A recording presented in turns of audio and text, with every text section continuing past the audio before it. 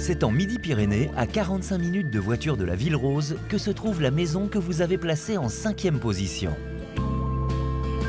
Ça fait maintenant 40 ans que Claude et sa femme Rolande rénovent l'ancien couvent qui porte les couleurs de la région. La maison date des années 1630. Il s'agit d'un monument historique qui était jusque-là ignoré.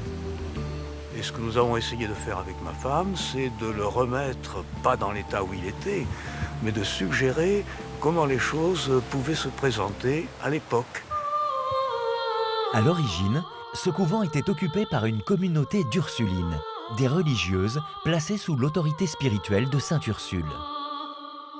Situé au cœur d'une bastide du XIIIe siècle, le couvent est bâti selon les méthodes traditionnelles de la région toulousaine, avec un toit en tuiles romaines et un squelette fait de bois et de briques. Comme vous le voyez, cette charpente ici, ce sont de très grandes poutres qui font près de 13 mètres de long et qui sont issues de conifères. Deuxième chose, vous avez les murs qui sont en briques foraines, comme vous pouvez le voir ici. Dernière chose, le sol. C'est ce qu'on appelle des pare-feuilles, qui sont posées directement sur une épaisse couche de terre dans laquelle figurent des barbes de maïs pour éliminer l'humidité. Quand Claude a récupéré la maison, les murs du couvent étaient en grande partie masqués par du crépi à l'intérieur et à l'extérieur. En grattant les murs, il a redécouvert le cloître et ses arcades caractéristiques. Une véritable frénésie a pris toute la famille qui s'y est mise intégralement, ce qui fait que tout a été décrépit en moins de 48 heures et on a vu apparaître les briques qui formaient la voûte que vous pouvez constater. À partir de là, tout a suivi et les 5 arches ont été dégagées et nettoyées. Dans la rénovation, les portes anciennes ont été sauvegardées et les plaques de cheminée en bronze du XVIIe siècle ont été mises en valeur sur les murs de l'escalier. Et comme il manquait des briques un peu partout, Claude est allé courir les déchetteries pour se constituer un incroyable stock. Ici, c'est l'ancienne orangerie des Sœurs, où j'ai entreposé mon trésor de briques. J'ai amassé tout ça pendant au moins 40 années.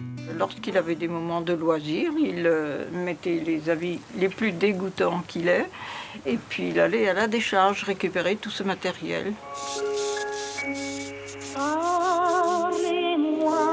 Claude a restauré le bâtiment et continue de l'entretenir. Mais à l'intérieur de la maison, c'est sa femme qui se charge de la décoration. Revêtements muraux, objets de déco et autres, Rolande sait précisément ce qu'elle veut. Mon mari m'a laissé carte blanche. Oui, c'est plutôt classique quand même. Personnellement, je préfère vivre dans cette atmosphère que dans une atmosphère moderne. Les tissus muraux, c'était des laits que j'ai cousus. Et nous l'avons posé ensemble en nous chamaillant comme 2 coquins parce que je trouvais que mon mari ne tirait pas assez ou trop, enfin bref. Dans l'ancien couvent, le temps semble s'être arrêté. Ça tourne et ça marche.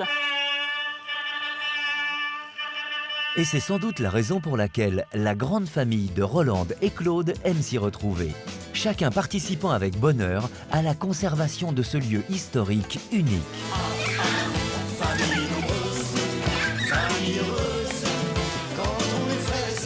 Là, aujourd'hui, on est là parce qu'on prépare le jardin à l'hiver, mais voilà, c'est le rendez-vous de tout le monde et c'est très bien. Chaque automne, chaque année, il y a du travail à faire, des réparations, du ramassage, des rangements. C'est vraiment un gros travail et on espère bien le continuer dans l'avenir.